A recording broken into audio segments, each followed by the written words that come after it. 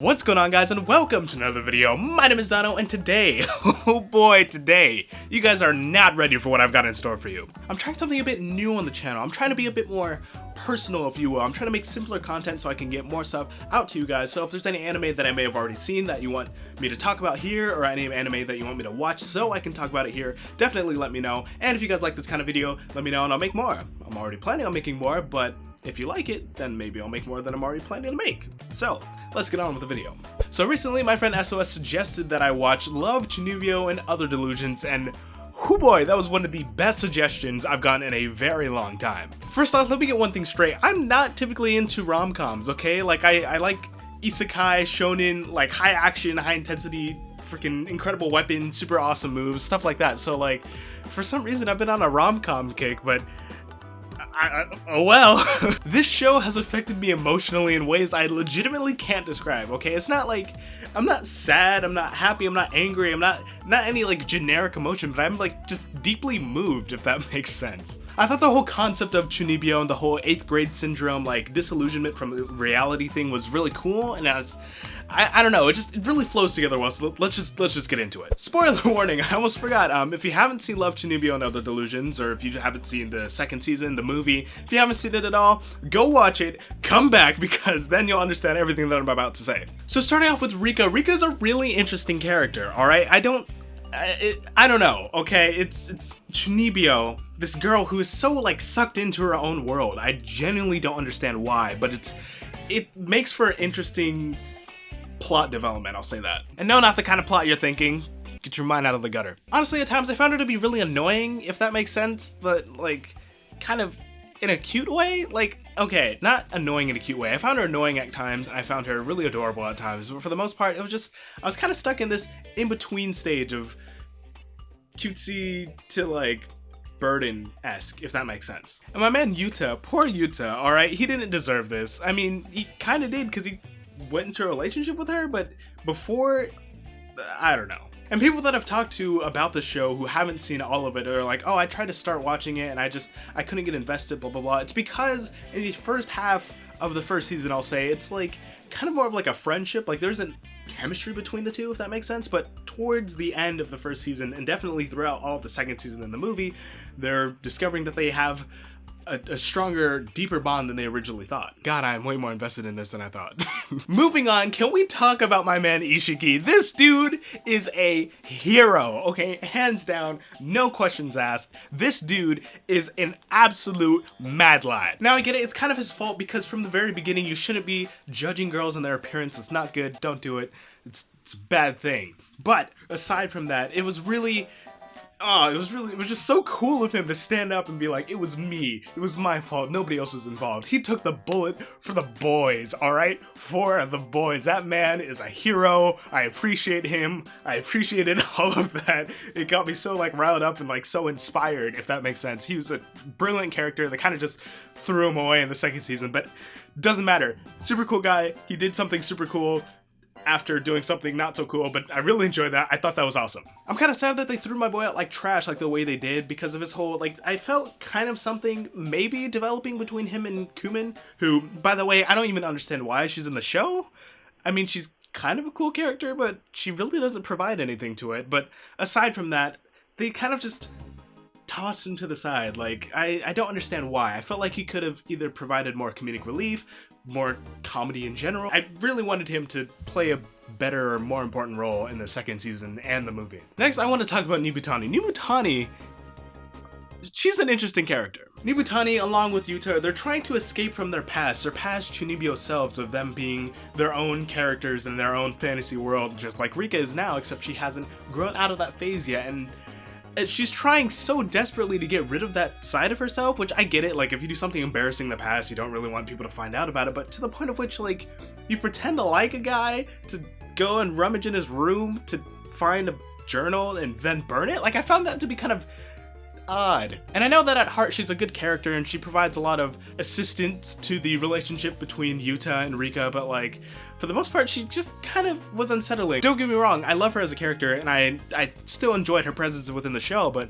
I just don't mix well with her personality. How about that? Dekamori is a very interesting individual. That's pretty much all I have to say.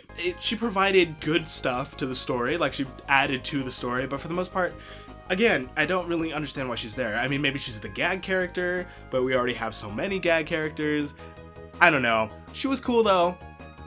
She provided a lot of emotion to some parts of the story, but aside from that, Season 1 was pretty good. I enjoyed Season 1, but like I said before, the beginning, there's not really any romance in the romantic comedy. Towards the end, it gets pretty good, but then it kind of just like leaves off. I don't even remember if this is in the first season now, but they like pinky touch.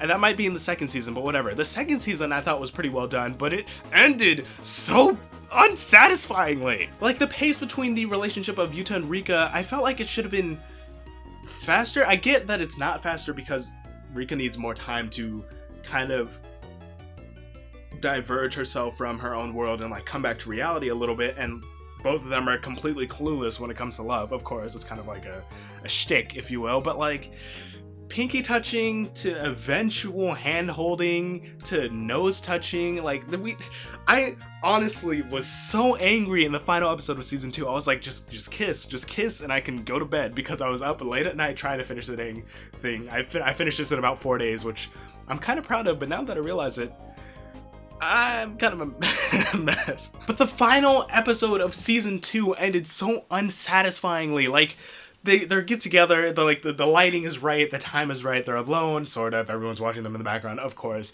but we've got a nice sunset, they're like getting intimate, and it's like, it was, I felt like it was gonna happen, and it didn't, and I've never felt so, like, you know, like it was horrible. That should not have been how it ended. And yes, I realize that during the movie, they kind of make up for that because they kiss at the end of the movie, but it felt like it should have happened then and there, you know? Like, I felt like they wouldn't have had to make the movie if they had just done it there. They could have just ended it, and it's like, yeah, and then they live happily ever after, you know? You get what I'm saying? Speaking of season 2, Sophia was pretty good. She was a good character. I felt like she and Yuta had chemistry, definitely, but the whole decision to remain a magical devil girl for the rest of her life seemed just kind of dumb. Like, she was really running away from her feelings, in a sense. She did add a lot of emotion to the story. Like, I felt it when she was like, oh man, like, I still like him, but like, I kind of missed my opportunity, you know? Something like that. I was like, dang, like, you know, I can relate to that. Overall, I think she was a really good addition to the cast in season 2. It really spiced things up, so the second season wasn't a lot like the first season. I mean, aside from the whole escalating romanticism within the relationship kind of a thing, but she was a good addition. I enjoyed her. I thought she was cool.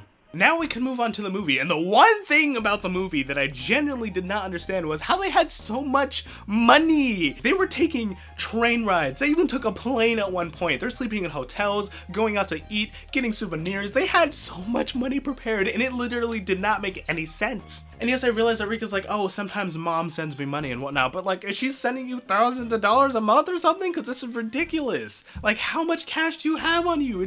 It boggled my mind, and it really just didn't make any sense. Aside from the whole unrealistic amount of money spending thing, I thought it was a pretty good movie in general. I enjoyed it. Animation, of course, Kyoto Animation.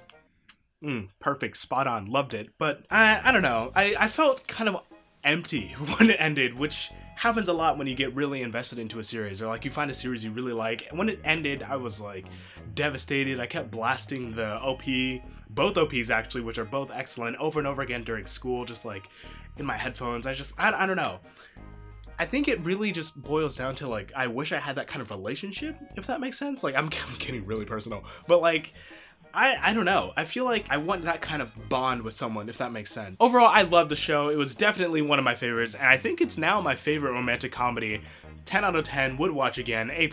I mean, maybe I'm being a little unrealistic with the grading, but I really loved it, really enjoyed it. If you guys want to check it out, or you're interested, or you like romantic comedies, please definitely go check it out. Once again, a very special shout out to my man SOS for suggesting this show to me. Fantastic, amazing suggestion. Hopefully you have a bunch more like that. A huge shout out and a massive thank you to my man Johnny Let's Talk Anime for being the very first patron on Patreon. Thank you, my man. Love you to death. You're amazing. Go check out his channel. He's a fantastic individual. And if you want to support me, my dad, or just the channel in general, you can check out the link down in the description below. We have a ton of cool tiers, rewards, behind the scenes, early access videos. Awesome stuff. Check it out if you're interested. If not, I totally get that. It is 100% optional. Thank you for even watching the videos and supporting what I do. I do it for you guys. Love you to death, and I'll see you in the next video. Peace!